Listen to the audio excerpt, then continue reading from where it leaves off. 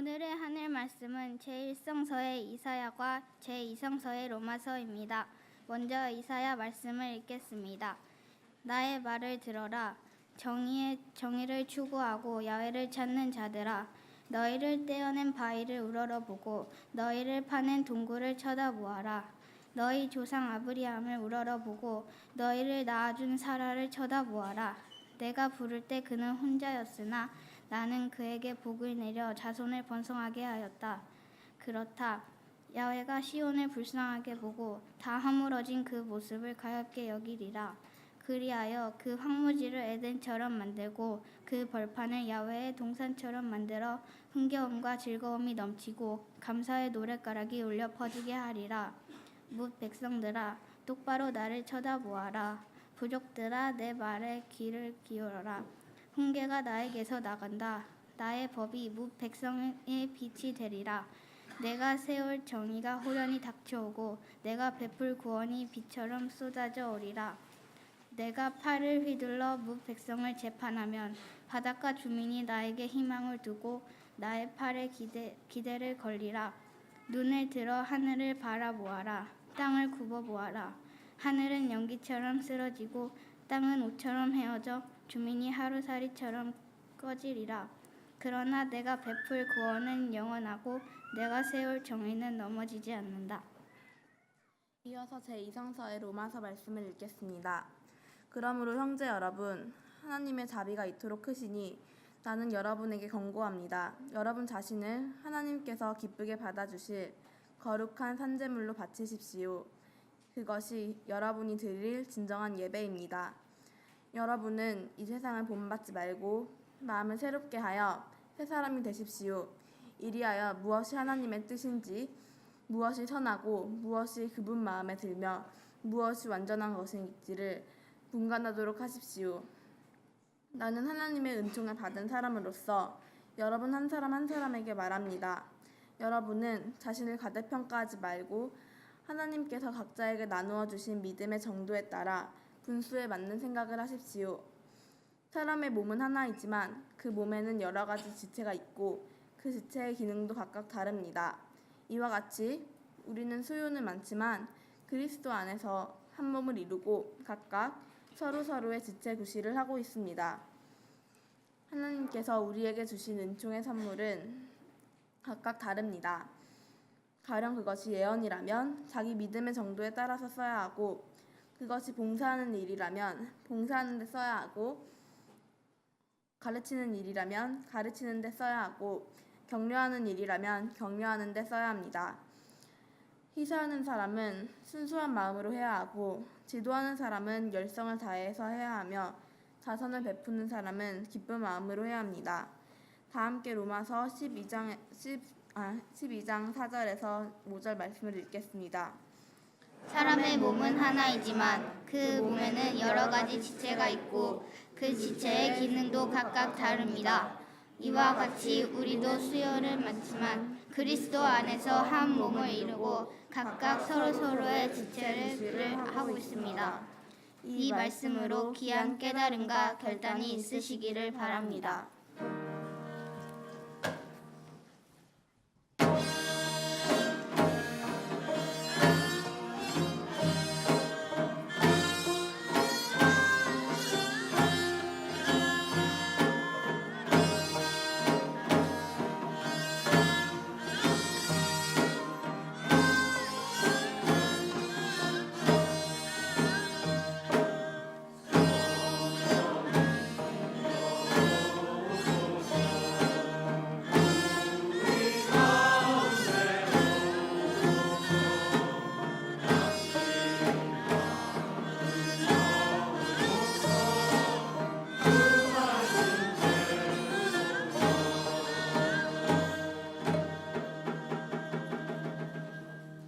가능하신 분은 모두 일어나셔서 복음서의 말씀을 듣겠습니다.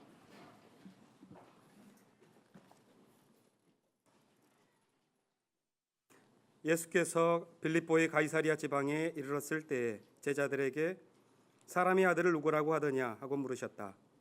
어떤 사람들은 세례자 요한이라 하고 어떤 사람들은 엘리야라 하고 또 예레미야나 예언자 가운데 한 분이라고 하는 사람들도 있습니다.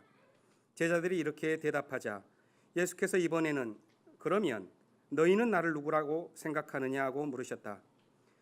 선생님은 살아계신 하느님의 아들 그리스도이십니다. 시몬 베드로가 이렇게 대답하자 예수께서는 시몬 바르요나 너에게 그것을 알려주신 분은 사람이 아니라 하늘에 계신 내 아버지시니 너는 복이 있다. 잘 들어라. 너는 베드로이다. 내가 이 반석 위에 내 교회를 세울 터인즉 죽음의 힘도 감히 그것을 누르지 못할 것이다. 또 나는 너에게 하늘나라의 열쇠를 주겠다. 내가 무엇이든지 땅에서 매면 하늘에서도 매여 있을 것이며 땅에서 풀면 하늘에도 풀려 있을 것이다 하고 말씀하셨다. 그리고 나서 예수께서는 자신이 그리스도라는 것을 아무에게도 말하지 말라고 단단히 분부하셨다. 이는 주님의 말씀입니다. 자리에 앉아주시기 바랍니다.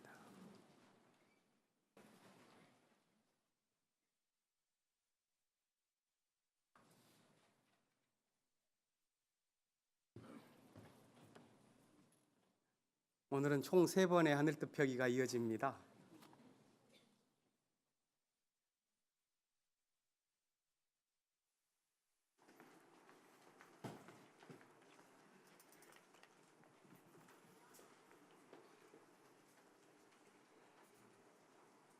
마이크 나오고 하나 둘 셋 하나 둘 셋. 예.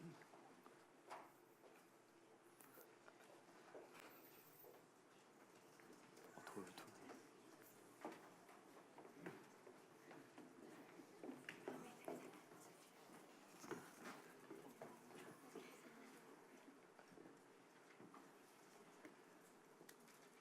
자, 유치부 유아부 친구들 안녕하세요. 안녕하세요. 자, 오늘은 전도사님이 재미있는 이야기를 재미있게 들려드릴 거예요. 자, 전도사님이 말씀 속으로 하면 여러분은 슝 하시면 돼요. 아시겠죠? 자, 말씀 속으로 슝. 자, 짜잔. 자, 잘 보이나? 자, 옛날에 산 좋고 물 좋은 곳에 개미 마을이 있었어요. 그 개미 마을에는 많은 개미들이 함께 모여서 서로 도와가면서 행복하게 살고 있었습니다. 그런데 어느 날 이제 매일매일 똑같은 하루가 진행되는 게 너무 지루해진 개미들이 모였어요.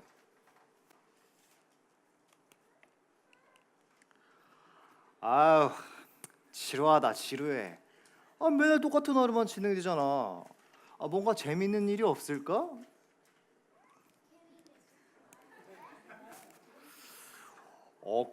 그러게 뭐 재밌는 일이 진짜 없을까? 우리 다 같이 축제를 해보는 거다. 축제를 하는 거야. 정말 재밌겠지? 축제? 축제 재밌겠다. 그러면 열심히 준비해서 축제를 진행해보자. 자, 이렇게 축제를 하기로 한 개미들은 열심히 축제를 준비했어요. 며칠이 지나고 나서 축제가 시작됐습니다.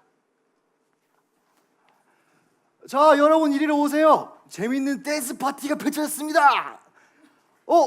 자, 여러분 빨리 오세요. 여기 노래 잔치가 펼쳐졌어요. 정말 재밌겠죠? 멋진 춤을 추고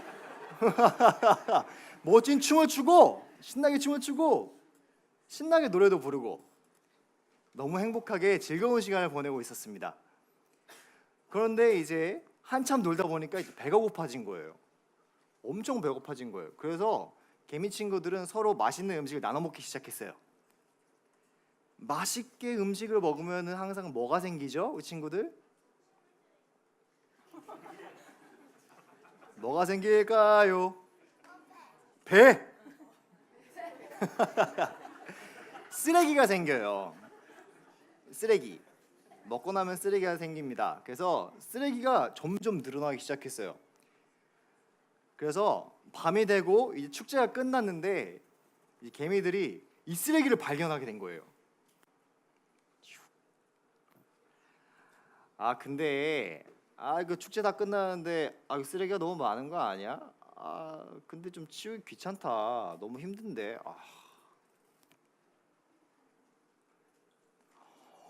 그러게 말이야. 너무 힘든데. 정말 이제 집에 가서 쉬고 싶어. 진짜 너무 힘들어. 그렇게 개미들은 하나둘씩 집에 가기 시작했어요. 그런데 이 모습을 지켜보던 한 개미가 있었어요.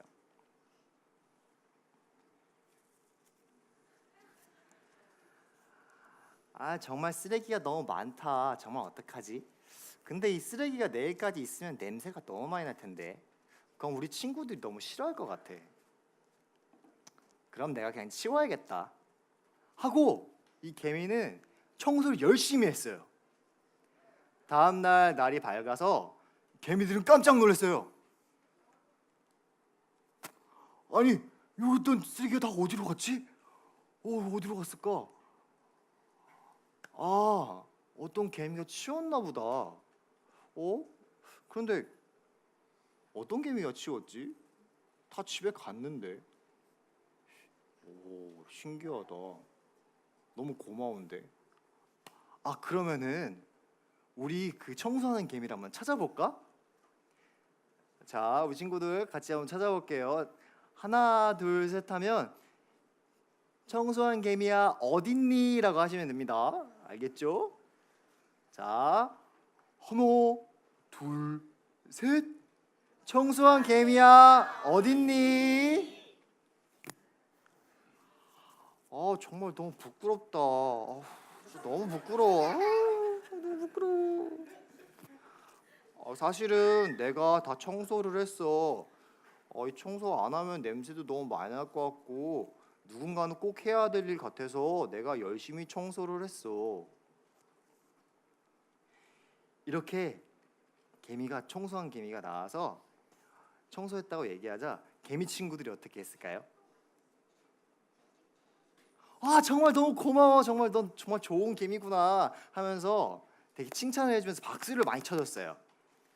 그래서 그 개미는 청소한 개미는 친구들과 함께 즐겁게 오래오래 살았답니다.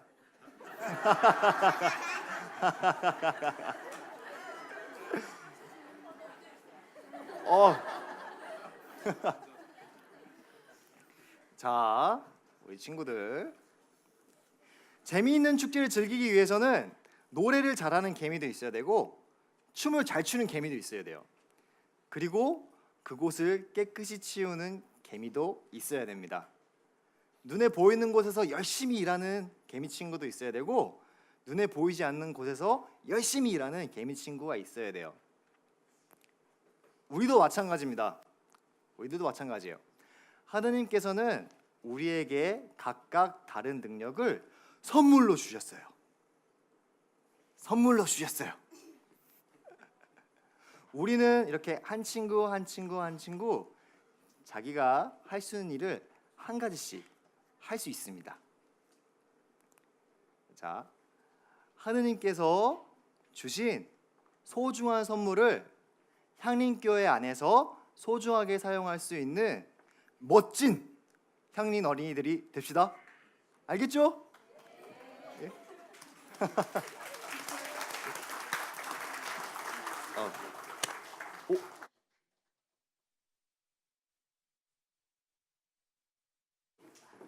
여기 모인 우리 모두 우리 유아 유치부 친구들이 말했던 것처럼 하느님께서 주신 소중한 능력을 향림교회 안에서 멋지게 사용했으면 좋겠습니다. 감사합니다.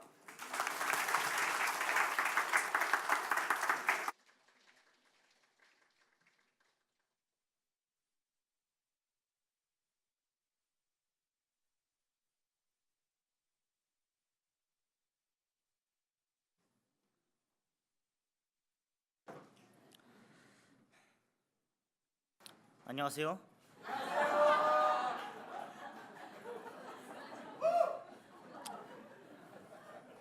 네, 저는 향림교회 청소년부의 김혜진 푸른이입니다. 이 자리에서 향린의 선배 또 어른들에게 인사를 드리게 되어 많이 떨립니다. 부족한 점이 있더라도 너그럽게 봐주시기 바랍니다. 처음에 하늘뜻 펴기를 맡았을 때는 대체 무슨 말을 해야 되나 하고 고민이 많았습니다. 오늘 하늘 말씀과 관련하여 교회 교육이란 무엇일까에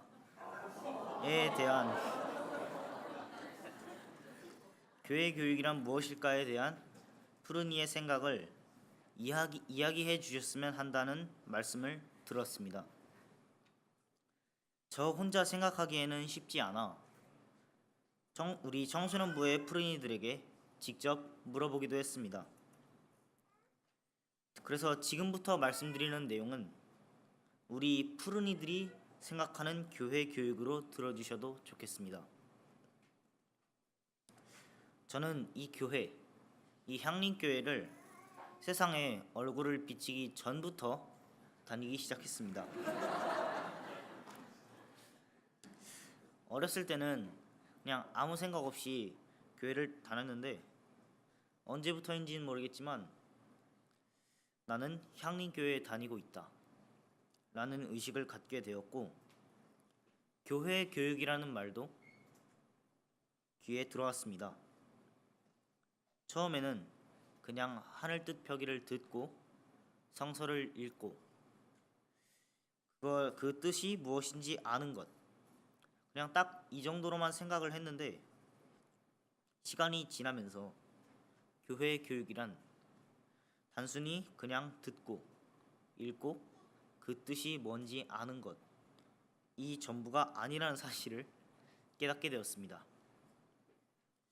저는 거의 대부분의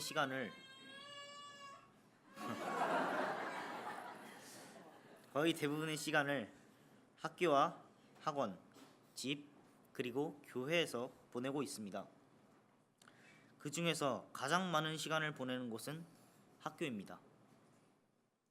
그렇기 때문에 학교에서 가장 많은 문제와 부딪히게 됩니다. 그럴 때마다 저는 향림교회에서 배운 대로 문제를 해결하려고 애를 쓰고 또 어떤 다짐을 하면서 살아가야 하는지 고민하게 되었습니다.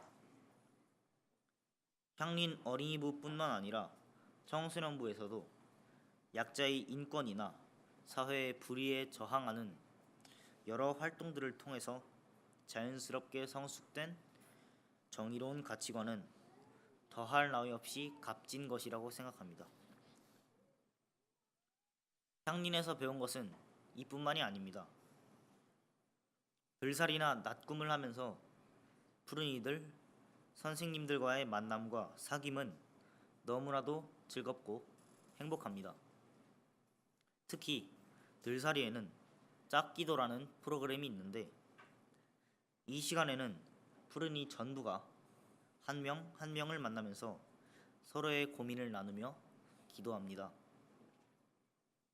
이 프로그램을 통해서 솔직한 자신의 모습을 내보이기도 하고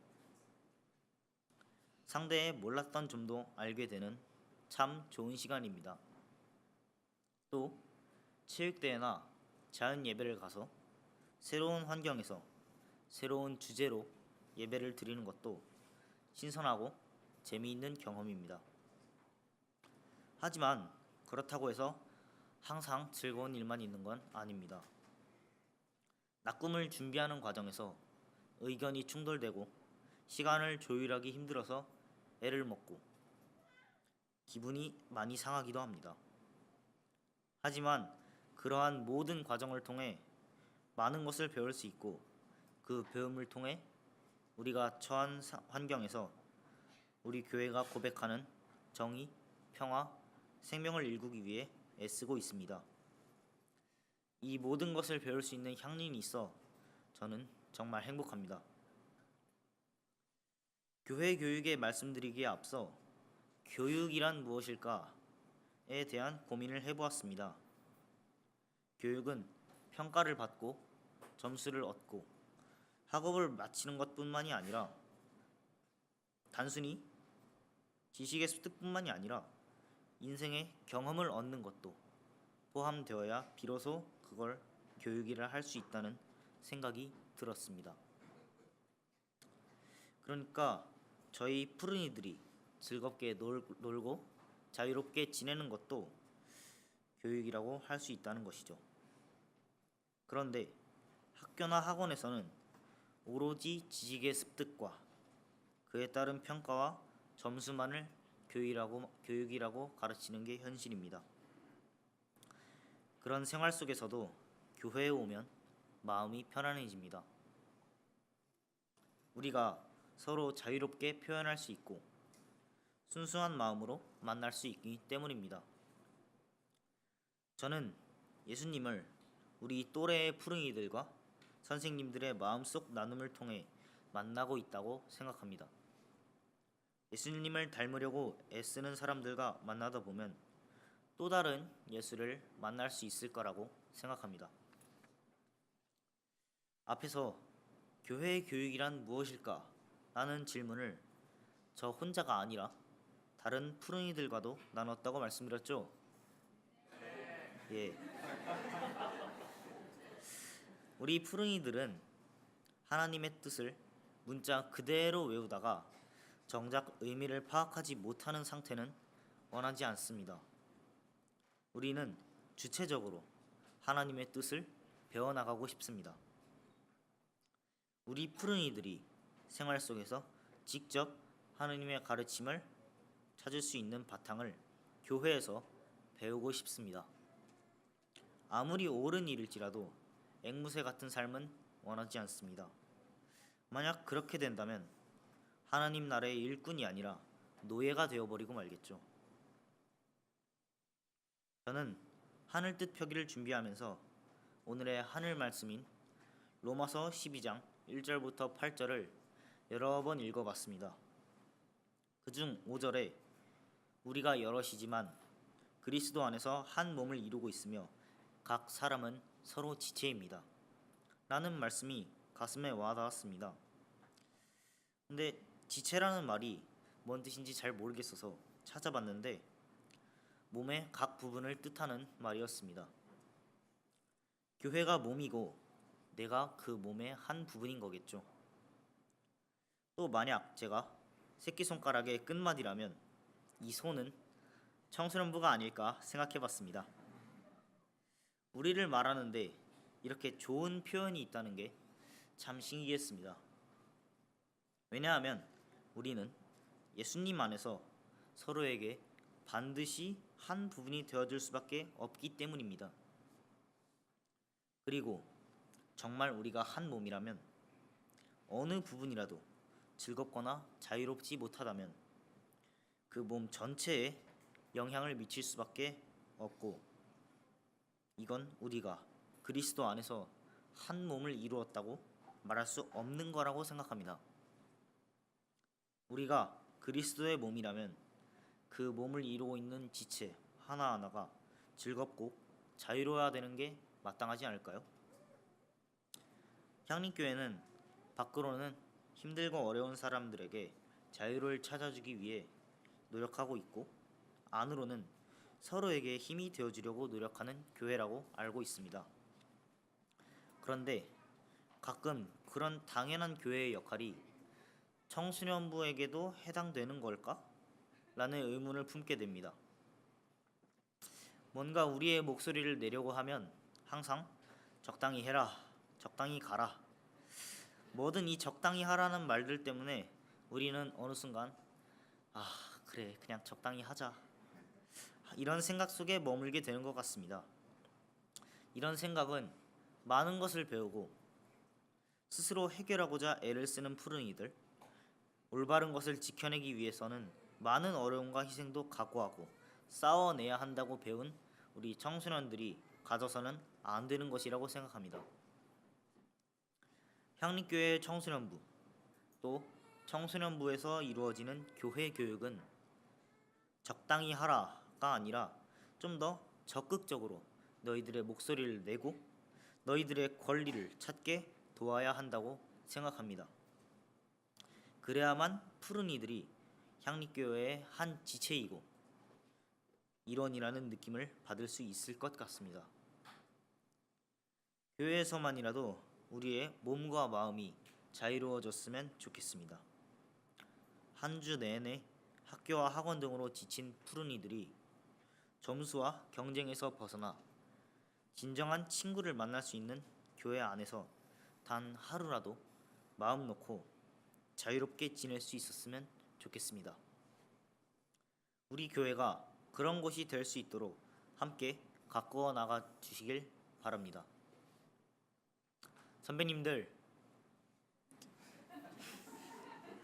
선배님들이 보시기에 저희 푸른이들은 부족한 점이 아주 많을 것입니다.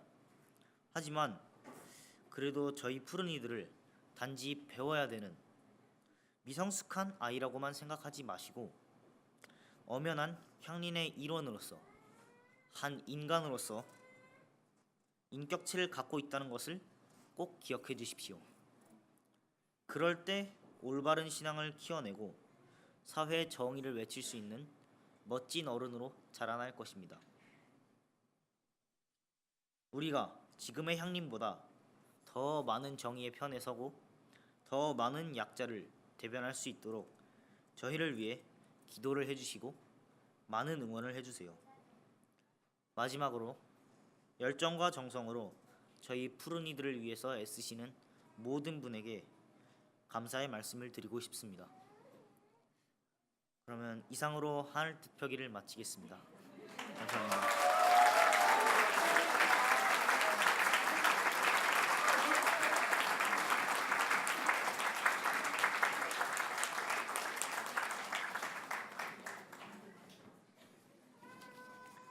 선수 교체했습니다.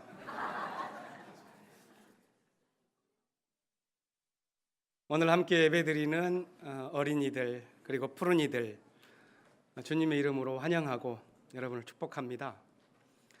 여러분들의 마음속에서 길러지는 꿈, 그것이 우리 교회의 미래를 알려주고 있다고 저는 믿습니다. 교육을 맡고 계시는 여러 선생님들 여러 가지로 수고하시는 바가 큽니다. 그러나 그 노고만큼이나 보람도 느끼실 거라고 생각을 합니다. 선생님들이 느끼는 보람, 그것이 우리 교회에서 이루어지는 교육이 어떤 모습으로 이루어지는지를 알려주는 지표가 된다고 저는 생각합니다. 교회 교육주의를 맞아서 우리 교회에서 이루어지는 교육이 무언가 잠시 생각해 봅니다. 교육의 내용은 분명히 어떤 지식이나 정보의 전달이겠지만 교육의 목적은 꿈의 전승, 약속의 전달이 아닐까 생각을 하게 됩니다.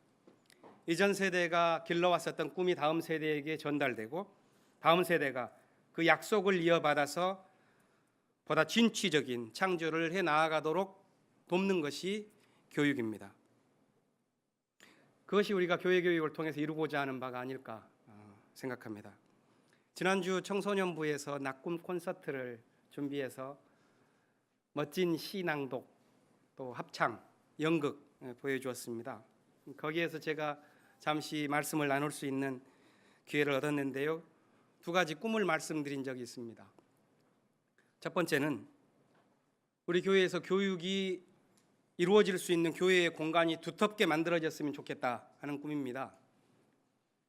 이 공간이라는 것은 물리적 장소이기도 하지만 정서적이고 문화적인 공간을 일차적으로 의미합니다. 푸른 꿈들이 실행하는 여러 실험들이 보장되고 격려되는 공간, 또 어떠한 실패라도 지지를 얻을 수 있다는 그런 믿음이 든든하게 채워진 공간, 이런 공간이 건설되어야지만 교회 교육이 이루어질 수 있을 것입니다. 이 공간을 만들기 위해서는 우리 교회가 한편으로는 교육 공동체가 되어야 가능할 것입니다.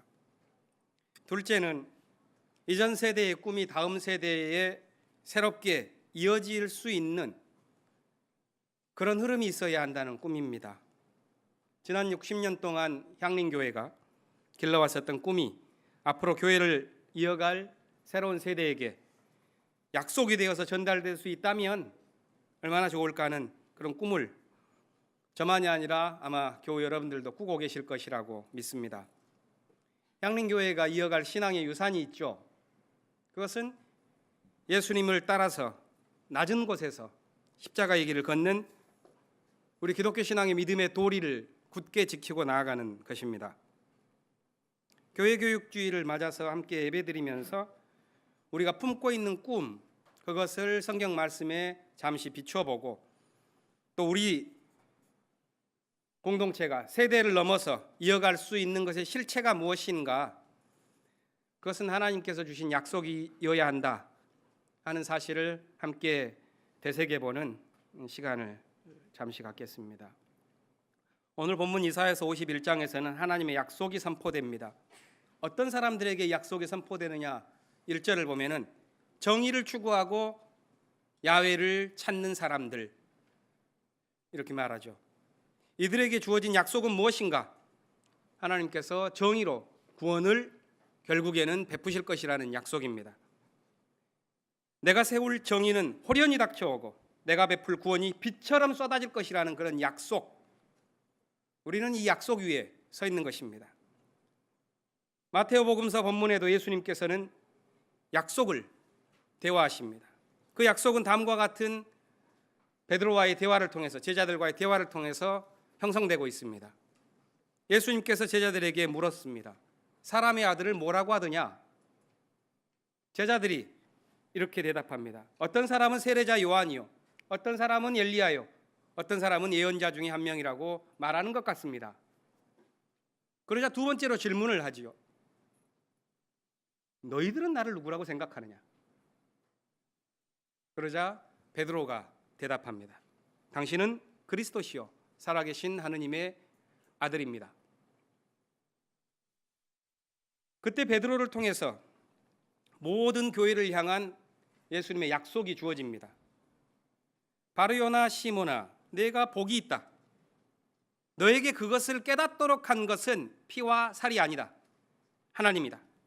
그러니 내가 축복을 얻은 것이다. 이제 내가 너에게 말한다. 너는 반석이다. 그 반석 위에 내 교회를 세울 것이니 거기에서는 결코 죽음의 문이 열리지 않을 것이다. 너에게 천국의 열쇠를 줄 것이다. 내가 땅에서 매면 하늘에서도 매일 것이고 땅에서 풀면 하늘에서도 풀릴 것이다. 이 대화는 두 개의 교훈으로 압축됩니다. 하나는 베드로에게 주어진 말씀, 질문이죠. 너의 고백을 내 입으로 말하라는 것입니다. 교회는 뭘 고백하는가? 베드로의 입으로 고백된 살아계신 하나님의 아들 그리스도를 고백합니다. 이 말은 입술에 고백을 통하여 증언되어지고 있는 우리의 경험이죠. 우리 교회의 삶에서 하나님이 경험되고 있는가? 그리스도의 약속이 우리의 교육을 통하여 전달되고 있는가 하는 것에 대한 관심을 우리가 가져야 할 것입니다. 둘째는 이것입니다. 교회란 다른 어떠한 것도 아니다. 오직 그리스도의 약속 위에 세워지는 것뿐이다 하는 말씀입니다. 교회는 건물도 아니요, 교회는 성직 체계도 아니요, 교회는 종교개혁 이후에 강조되어 왔었던 평신도 체제도 결코 아닙니다. 교회는 오직 그리스도의 약속 위에 세워집니다. 온 성도들이 온 몸을 바쳐서 싸워야 할 단 한 가지가 있다면 그것은 신앙 공동체 안에서 그리스도의 약속을 굳게 세우는 것입니다. 그런 공동체를 이루기 위해서 분투하는 사람들에게 주었던 사도 바울의 말을 함께 들어보겠습니다. 이 바울의 편지는 먼지나는 고문서가 아니라 생동하는 신앙인의 마음속에서 곧바로 울려 퍼지는 권면의 말씀입니다. 우리는 이 바울의 편지를 산뜻한 친교와 안전한 예배가 있는 공간에서 읽고 있지만 바울 역시도 우리와 비슷한 처지에서 이 말씀을 기록했을 것이라고 상상하는 것은 매우 곤란한 일입니다. 그런 당시의 율법적인 질서를 뛰어넘는 새로운 공동체를 건설하기 위해서 목숨을 걸고 싸워 나아가면서 그 믿음의 분투 가운데 이 편지를 기록했습니다. 하늘뜻 펴기의 마무리는 이 바울의 편지를 대독하는 것으로 하겠습니다. 로마에 있는 교회가 아니라 향린의 교우들에게 전하는 말씀으로 들어주시기를 바랍니다. 주님의 자비에 힘입어 형제 자매 여러분에게 권고합니다. 여러분의 몸을 거룩한 하나님께 산 제물로 바치십시오. 그것이 여러분이 드릴 진정한 예배입니다. 여러분은 이 세상을 본받지 말고 마음을 새롭게 하여 새 사람이 되어야 합니다.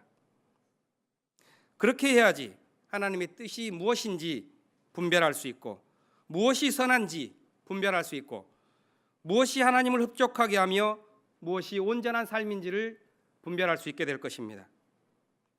하나님의 은총을 입은 사람으로서 여러분 한 분 한 분에게 말합니다. 여러분은 자기 스스로를 과대평가하지 마십시오. 하나님께서 주신 믿음의 기준을 따라 순수하게 생각하십시오. 우리의 몸은 하나이지만 거기에 여러 지체가 있고 또 각 지체의 기능이 다릅니다. 이와 마찬가지로 우리는 많습니다. 그러나 우리는 그리스도 예수 안에서 한 몸을 이루면서 서로가 서로에게 지체가 됩니다.